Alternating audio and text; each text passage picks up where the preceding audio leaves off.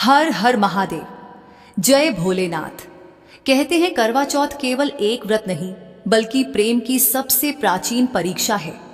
पर क्या आप जानते हैं इस व्रत की शुरुआत स्वयं देवी पार्वती ने की थी।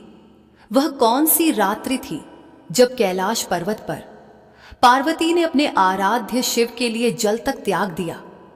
क्या वास्तव में उसी उपवास ने महादेव को समाधि से जागृत किया था? और क्यों भगवान शिव ने इस व्रत को स्त्रियों के लिए अमर वरदान कहा? जिस दिन तुम चंद्रमा को अर्घ्य दोगी उस दिन प्रेम ब्रह्मांड से भी शक्तिशाली होगा। आज की यह कथा उजागर करेगी वह रहस्य जो युगों से छिपा है। क्यों रखा था देवी पार्वती ने पहला करवा चौथ व्रत और कैसे एक स्त्री के संकल्प ने सृष्टि का संतुलन बदल दिया। सृष्टि की रचना के आरंभिक काल में जब देवता और असुर दोनों ही अपने अपने सामर्थ्य से ब्रह्मांड पर अधिकार जमाने की कोशिश कर रहे थे, तब त्रिलोक में असंतुलन फैलने लगा। देवताओं की शक्ति क्षीण होती जा रही थी क्योंकि भगवान शिव समाधि में लीन थे। महादेव की समाधि का अर्थ था संपूर्ण सृष्टि का मौन हो जाना। उनके ध्यान में रहते ही प्रकृति की ऊर्जा स्थिर हो जाती थी, हवा तक थम जाती थी और ब्रह्मांड एक अजीब सी निस्तब्धता में डूब जाता था। उसी समय कैलाश पर्वत की बर्फीली चोटियों पर माता पार्वती अपने आराध्य शिव के चरणों में ध्यानमग्न बैठी थी। वे जानती थी कि शिव समाधि में हैं, पर उन्हें यह भी ज्ञात था कि जब तक महादेव जागृत नहीं होंगे तब तक संसार का संतुलन लौट नहीं सकेगा। देवता बार बार माता के चरणों में जाकर विनती करते, देवी आप ही कुछ कीजिए, आपके अतिरिक्त कोई उन्हें समाधि से बाहर नहीं ला सकता। माता पार्वती ने उन सभी की व्यथा सुनी और कहा, महादेव के ध्यान को कोई विघ्न भंग नहीं कर सकता, पर भक्ति से उन्हें प्रसन्न अवश्य किया जा सकता है। मैं संकल्प लेती हूं कि अपने आराध्य के जागरण के लिए एक दिव्य व्रत करूंगी जो न केवल मेरे प्रभु के कल्याण के लिए होगा बल्कि समस्त स्त्रियों के लिए एक मार्ग बनेगा। यह संकल्प उन्होंने कार्तिक मास की कृष्ण पक्ष की चतुर्थी को लिया। इस दिन चंद्रमा की किरणें सबसे शीतल और स्थिर मानी जाती हैं। माता ने कहा, आज मैं जल, अन्न और विश्राम सब त्याग दूंगी जब तक कि मेरे आराध्य शिव स्वयं प्रसन्न होकर जागृत न हो। उन्होंने अपने करक पात्र मिट्टी के जल घट्टा में गंगा जल भरकर पूजा स्थान पर रखा, गणेश जी का आह्वान किया और सृष्टि के कल्याण की प्रार्थना करते हुए कठोर तप आरंभ किया। यह वही दिन था जिसने आगे चलकर करक चतुर्थी और बाद में करवा चौथ का स्वरूप लिया। उस दिन माता पार्वती का संकल्प न केवल ब्रह्मांड की दिशा बदलने वाला था बल्कि स्त्रियों के लिए एक ऐसा उदाहरण बनने वाला था जो युगों युगों तक स्मरण में रहेगा। रात्रि हुई, चंद्रमा उदित हुआ और माता पार्वती ने अपनी हथेलियों से करक में रखा जल उठाकर चंद्रमा को अर्घ्य दिया। उसी क्षण कैलाश पर्वत की निस्तब्धता टूटी, बर्फीली हवा में गति आई और भगवान शिव ने अपने नेत्र खोले। उनकी समाधि टूटी और सृष्टि में पुनः प्राण प्रवाहित हुए। भगवान शिव ने मुस्कुराते हुए पार्वती की ओर देखा, देवी तुम्हारे इस व्रत ने संसार का संतुलन पुनः स्थापित किया है। तुम्हारी निष्ठा और संयम से मैं प्रसन्न हूं। आज से यह दिन पतिव्रता स्त्रियों का पर्व कहलाएगा। जो भी स्त्री इस दिन व्रत रखेगी उसका सौभाग्य अखंड रहेगा और पति का जीवन मंगलमय होगा। माता पार्वती ने शिव के चरणों में सिर झुकाकर कहा, प्रभु यह व्रत केवल मेरे लिए नहीं, उन सभी स्त्रियों के लिए है जो अपने पतियों के कल्याण की कामना करती हैं। मैं चाहती हूं कि यह परंपरा सदा जीवित रहे ताकि हर नारी प्रेम, श्रद्धा और संयम से अपने परिवार की रक्षा कर सके। और इसी के साथ जन्म हुआ करवा चौथ व्रत का, वह पवित्र दिन जब स्त्री केवल अपने पति के लिए नहीं बल्कि समस्त परिवार के कल्याण के लिए तप करती है। कैलाश पर्वत पर वह अलौकिक रात थी। चारों ओर शांति थी। हिमाच्छादित शिखर चांदनी में ऐसे झिलमिला रहे थे मानो स्वयं चंद्रमा उनके भीतर उतर आया हो। देवताओं की चिंताओं का अंत हो चुका था क्योंकि भगवान शिव समाधि से जाग चुके थे। परंतु पार्वती के हृदय में अब भी एक गूढ़ प्रश्न था। क्या यह व्रत केवल मेरे प्रभु के जागरण के लिए था या इसमें कोई गहरा रहस्य छिपा है? वे ध्यान मग्न होकर भगवान शिव के चरणों में बैठीं और मन ही मन बोली, प्रभु, आज मैंने यह संकल्प लिया कि जब तक आपके नेत्र न खुले मैं जल तक ग्रहण नहीं करूंगी। किंतु यह व्रत केवल आप तक सीमित नहीं रहे, यह संसार की प्रत्येक स्त्री के लिए एक दीपक बने जो उसे प्रेम और संयम का मार्ग दिखाए। भगवान शिव ने पार्वती की भावना को भांप लिया। वे मुस्कुराए और बोले, देवी, आज तुमने जो किया है वह किसी साधारण व्रत से बढ़कर है। जब सृष्टि का संतुलन डगमगाने लगा था तब तुम्हारी भक्ति ने उसे स्थिर किया। यह व्रत केवल तुम्हारे पति के कल्याण का नहीं बल्कि समस्त जगत के संतुलन का प्रतीक बन गया है। माता पार्वती पूछने लगी, प्रभु, क्या यह व्रत भविष्य में भी स्त्रियों द्वारा किया जाएगा?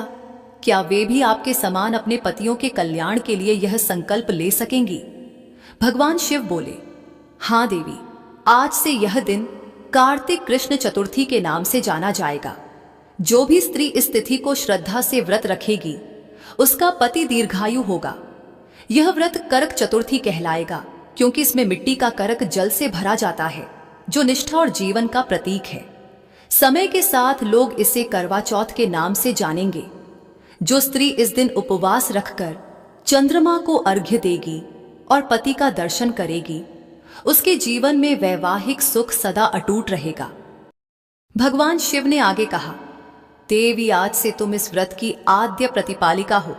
जैसे तुमने अपने पति के लिए संयम और समर्पण से यह उपवास रखा, वैसे ही पृथ्वी की प्रत्येक स्त्री तुमसे प्रेरणा लेगी। यह व्रत स्त्री की शक्ति, त्याग और प्रेम का प्रतीक होगा। जो नारी इसे सच्चे मन से करेगी उसका जीवन सौभाग्यशाली बनेगा। माता पार्वती ने अपने हाथों को जोड़कर शिव के शब्दों को ध्यान से सुना और बोली, प्रभु, यह व्रत केवल पति के कल्याण तक सीमित न हो बल्कि इसमें स्त्री के आत्मबल का संदेश भी हो, ताकि हर पत्नी समझे कि उसका प्रेम केवल बंधन नहीं बल्कि साधना है। जब वह उपवास रखती है तो वह अपने भीतर की शक्ति को जागृत करती है। भगवान शिव ने कहा, सत्य कहा देवी, व्रत का अर्थ केवल शरीर को कष्ट देना नहीं बल्कि मन और आत्मा को अनुशासन में लाना है। यह तब स्त्री के भीतर छिपी दिव्यता को प्रकट करता है। तुम्हारे संकल्प से आज स्त्री शक्ति का सबसे उज्जवल रूप स्थापित हुआ है। इसीलिए मैं इसे पार्वती व्रत भी कहूंगा। तभी आकाश में दिव्य घंटियां बजी, गंधर्वों ने पुष्प वृष्टि की और देवताओं ने प्रणाम किया। नारद मुनि बोले, देवी, आपके इस व्रत से संसार की स्त्रियां सदा प्रेरित होंगी। जो भी स्त्री इस दिन व्रत रखेगी वह स्वयं में शक्ति का रूप बन जाएगी। पार्वती मुस्कुराई, यह मेरा आशीर्वाद है कि कोई भी स्त्री इस व्रत को केवल रीति न समझे बल्कि इसे अपने प्रेम का पर्व माने। जब वह चंद्रमा को देखे तो उसे अपने प्रेम का साक्षी माने। जब वह पति को देखे तो उसे ईश्वर का अंश समझे और जब वह उपवास रखे तो यह जाने कि सच्चा प्रेम त्याग से ही फलता है। भगवान शिव ने उनके मस्तक पर हाथ रखते हुए कहा, देवी, आज तुम्हारे कारण नारी के प्रेम का नया अध्याय आरंभ हुआ है। यह व्रत आने वाले युगों में स्त्री की निष्ठा और शक्ति का प्रतीक रहेगा। जो भी इसे सच्चे भाव से निभाएगी उसे अखंड सौभाग्य प्राप्त होगा। उस रात कैलाश पर्वत से एक दिव्य आभा निकली जो दिशाओं में फैल गई। उसी आभा ने पृथ्वी के प्रत्येक गृहस्थ में उजाला भर दिया। उस दिन से स्त्रियां हर वर्ष कार्तिक कृष्ण चतुर्थी को श्रद्धा और प्रेम से व्रत रखती हैं और उस व्रत की मूल भावना वही रहती है, शिव पार्वती जैसा प्रेम जो जन्म जन्मांतर तक अटूट रहे। कैलाश पर्वत पर भगवान शिव के वरदान के बाद समय बीता और वह व्रत जिसे देवी पार्वती ने अपने आराध्य के लिए रखा था अब लोक में पहुंचने वाला था।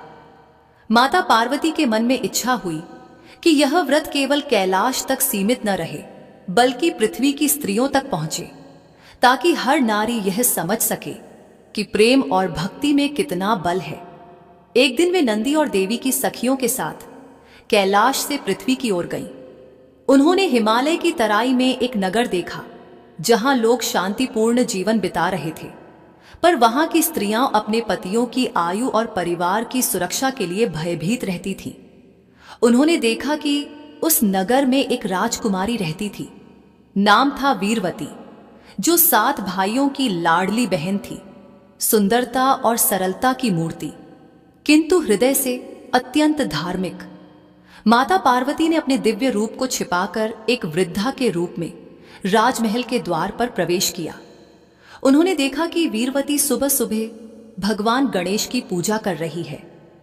पार्वती ने स्नेहपूर्वक पूछा, बेटी, तुम इतनी श्रद्धा से पूजा क्यों कर रही हो? वीरवती ने कहा, माते, मेरा विवाह हुआ है, किंतु मेरे मन में हर समय यह चिंता रहती है कि मेरा पति लंबा जीवन पाए, उसका कोई अनिष्ट न हो, पर मुझे कोई ऐसा उपाय नहीं मिला जिससे मैं उसकी दीर्घायु के लिए तप कर सकूं। माता पार्वती ने मुस्कुराकर कहा, बेटी, एक व्रत है जो तुम्हारे इस संकल्प को पूर्ण कर सकता है। इसका नाम है कर्क चतुर्थी व्रत, जिसे आगे लोग करवा चौथ के नाम से जानेंगे। यह वही व्रत है जिसे मैंने स्वयं अपने आराध्य शिव के लिए रखा था। जो स्त्री इस दिन उपवास रखेगी और चंद्रमा को अर्घ्य देकर पति का दर्शन करेगी, उसे अखंड सौभाग्य प्राप्त होगा। वीरवती की आंखों में आशा की किरण चमकी। उसने विनम्रता से पूछा, माते, कृपया मुझे बताइए, इस व्रत की विधि क्या है? पार्वती ने कहा, कार्तिक मास की कृष्ण पक्ष की चतुर्थी को यह व्रत किया जाता है। उस दिन प्रातः स्नान कर मन में यह संकल्प लो कि मैं अपने पति के कल्याण, दीर्घायु और सुख के लिए यह उपवास करूंगी। गणेश जी की पूजा करो। मिट्टी के करक में जल भरकर उसे साक्षी मानो। दिन भर निर्जला रहो और संध्या को, जब चंद्रमा आकाश में उदित हो, तब करक के जल से अर्घ्य दो और अपने पति का दर्शन कर व्रत पूर्ण करो। परंतु याद रखना, जब तक चंद्रमा न निकले कुछ भी ग्रहण मत करना, क्योंकि यह व्रत संयम और श्रद्धा की परीक्षा है। वीरवती ने वही व्रत पूरे श्रद्धा से रखा। सुबह से उसने अन्न और जल का त्याग कर दिया। उसके 7 भाई उसकी व्यथा देखकर चिंतित हो गए। सूर्य ढल गया, रात्रि हुई, किंतु चंद्रमा बादलों में छिपा था। भाइयों से बहन की तकलीफ देखी न गई। उन्होंने पास ही के जंगल में एक दीपक जलाया और छल से कहा, देखो बहन, चंद्रमा निकल आया। वीरवती ने भोलेपन में वह झूठा चंद्रमा देखकर जल पी लिया। क्षण भर में ही दुर्भाग्य ने उसके द्वार पर दस्तक दी। जब वह अपने पति के महल पहुंची तो पाया कि उसका पति मूर्छित अवस्था में पड़ा है और जीवन की अंतिम सांसें गिन रहा है। वीरवती विलाप करने लगी।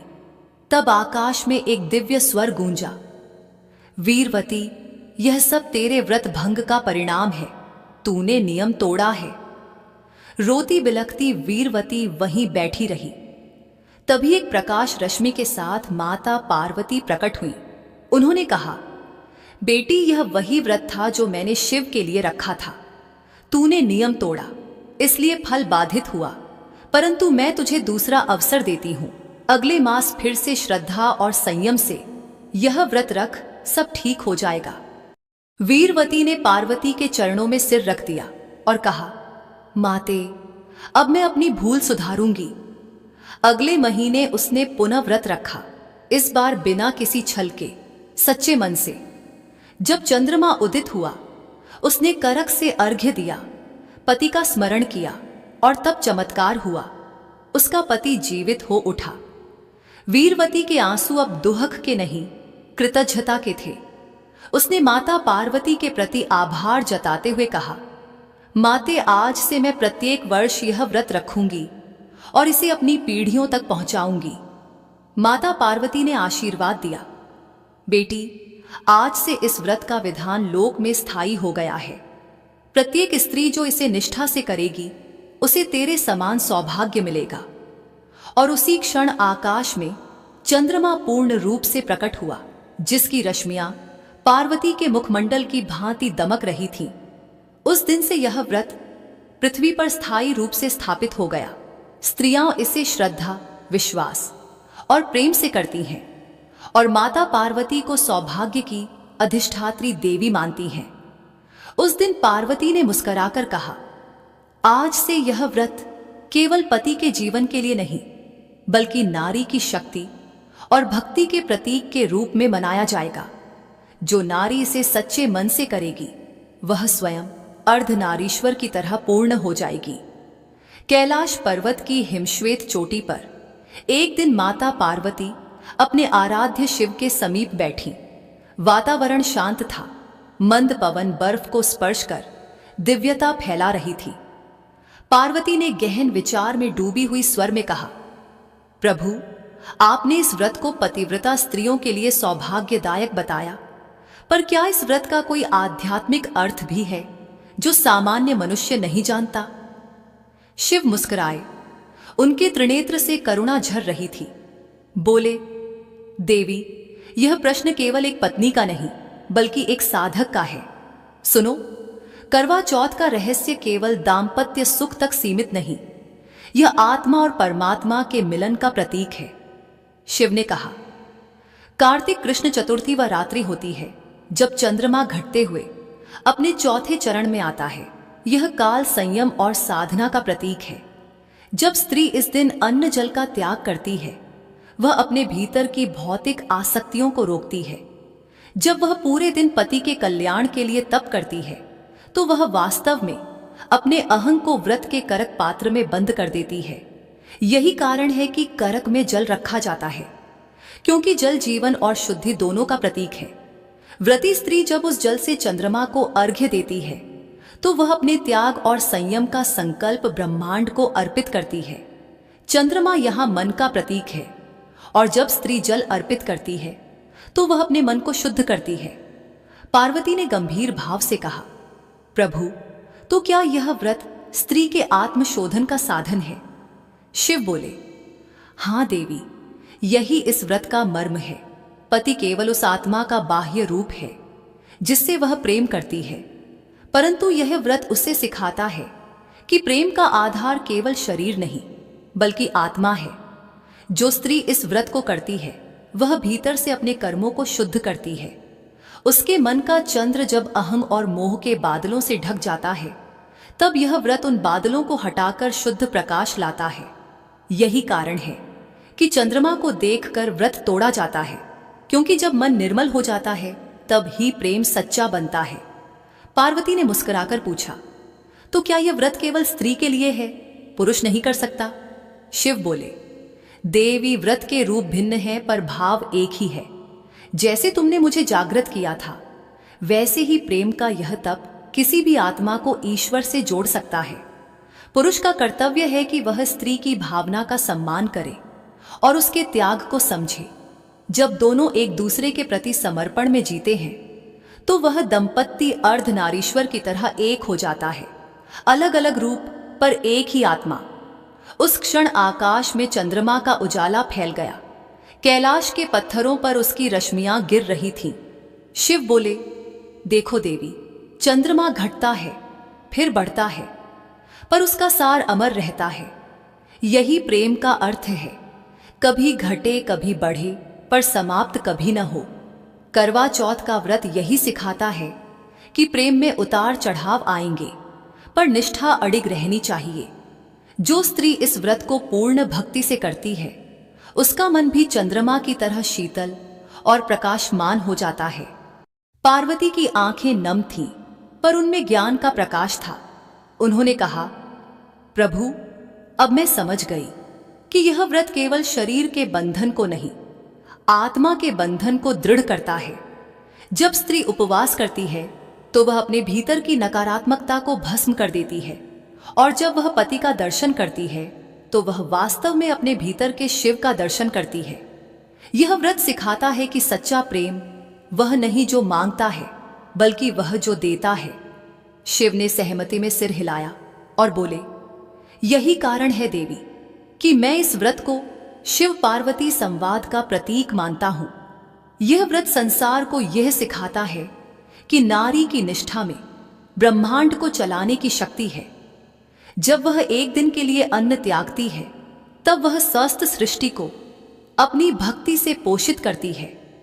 उसकी आस्था ही धरती के संतुलन की जड़ है। कैलाश पर उस रात देवता, गंधर्व और ऋषिगण एकत्र हुए। सभी ने वंदन किया और कहा, नमः पार्वत्यै नमः शिवाय। धन्य है वह व्रत जिसने प्रेम को धर्म बना दिया। आकाश में गूंज उठा, हर हर महादेव। उस दिन से करवा चौथ केवल एक लोक रीति नहीं रहा, बल्कि वह अदृश्य साधना का पर्व बन गया। पार्वती ने संसार की हर स्त्री के लिए यह संदेश दिया, यदि तुम प्रेम को ईश्वर मानो तो तुम्हारा हर उपवास ब्रह्मांड को संतुलित कर सकता है। समय बदला, युग बदले, पर माता पार्वती का वह दिव्य व्रत आज भी उतना ही पवित्र और प्रभावशाली बना हुआ है। युगों पहले कैलाश पर्वत पर जो संकल्प देवी पार्वती ने लिया था, वह आज भी धरती की हर नारी के हृदय में श्रद्धा और विश्वास के रूप में धड़कता है। आज जब कार्तिक मास की कृष्ण पक्ष की चतुर्थी आती है, तो सैकड़ों स्त्रियां उसी आस्था के साथ उपवास रखती हैं जैसे उस प्रथम रात देवी पार्वती ने रखा था। फर्क बस इतना है कि पहले यह व्रत समाधि जागरण का प्रतीक था, अब यह प्रेम और समर्पण की जीवित परंपरा बन गया है। भोर से पहले स्त्रियां स्नान कर सर्गी ग्रहण करती हैं। घर के आंगन में मिट्टी का करक रखकर गणेश जी, शिव और पार्वती की पूजा करती हैं। फिर सारा दिन बिना अन्न और जल ग्रहण किए मन में अपने पति के कल्याण का संकल्प लेकर तप करती हैं। जब शाम होती है और आकाश में चंद्रमा प्रकट होता है, तो चलनी से उसे निहारते हुए पति का चेहरा देखती है। यह दृश्य भले ही बाह्य रूप से प्रेम का प्रतीक लगता है, परंतु इसका अर्थ उससे कहीं गहरा है। यह उस क्षण का स्मरण है जब देवी पार्वती ने अपने प्रेम और भक्ति से स्वयं महादेव को समाधि से जागृत किया था। यह व्रत सिखाता है कि प्रेम में त्याग, संयम और विश्वास सबसे बड़े वरदान हैं। आज भी जब कोई पत्नी करवा चौथ का व्रत करती है, तो वह अनजाने में वही पार्वती स्वरूप धारण कर लेती है। उसकी तपस्या से घर में सौहार्द आता है, परिवार में शांति का प्रकाश फैलता है। यह व्रत स्त्री की शक्ति का स्मरण कराता है कि वह केवल गृहिणी नहीं, बल्कि जीवन की धारा है जो घर, परिवार और समाज को स्थिर रखती है। देवी पार्वती ने जिस दिन यह व्रत रखा, उस दिन उन्होंने स्त्रीत्व को केवल कोमलता नहीं, बल्कि दिव्यता का रूप दिया। भगवान शिव ने स्वयं कहा था, जो स्त्री सच्चे मन से यह व्रत करेगी, उसके भीतर पार्वती का अंश प्रकट होगा। इसीलिए हर युग में यह पर्व नारी के प्रेम, साहस और आस्था का उत्सव बना रहा। यद्यपि समाज बदल गया, पर इस व्रत की आत्मा नहीं बदली। अब भी जब चांद निकलता है और स्त्रियां उसे देखकर अपने पतियों का चेहरा निहारती हैं, तो वह केवल रीति नहीं निभाती, वे उस दिव्य क्षण को दोहराती हैं जब पार्वती ने चंद्रमा को साक्षी बनाकर प्रेम का सबसे बड़ा संकल्प लिया था। देवी पार्वती ने यह व्रत इसलिए नहीं रखा था कि वे शिव को बांध सकें, बल्कि इसलिए कि वे अपने प्रेम को शुद्ध कर सकें। यह व्रत केवल दाम्पत्य का प्रतीक नहीं, बल्कि यह स्मरण है कि प्रेम में नियंत्रण नहीं, समर्पण होता है, शक्ति नहीं, सेवा होती है। और यह सब तभी पूर्ण होता है जब स्त्री अपने भीतर की देवी को पहचान लेती है। इस युग में जब लोग व्रत को केवल परंपरा समझते हैं, पार्वती का यह व्रत हमें याद दिलाता है कि सच्ची पूजा वही है जिसमें मन और आत्मा का समर्पण हो।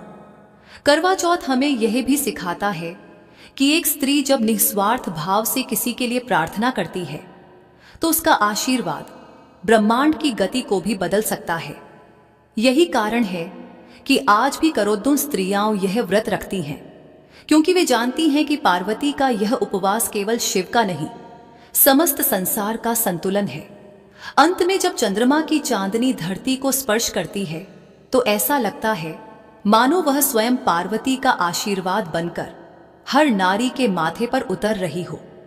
यह वही आशीर्वाद है जो कहता है, तेरा प्रेम अमर हो, तेरी निष्ठा अखंड रहे और तेरी आत्मा सदा शिव से जुड़ी रहे।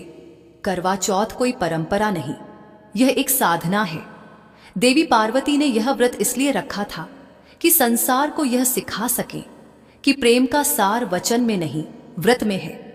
जब कोई स्त्री अपने पति, अपने परिवार और अपने धर्म के प्रति सच्चे मन से उपवास रखती है तो वह स्वयं में देवी बन जाती है। यही करवा चौथ का वास्तविक अर्थ है। स्त्री की भक्ति में ब्रह्मांड की ऊर्जा बसती है। तो दोस्तों, ये थी वो पवित्र कथा जब देवी पार्वती ने अपने प्रेम और भक्ति से करवा चौथ व्रत की शुरुआत की।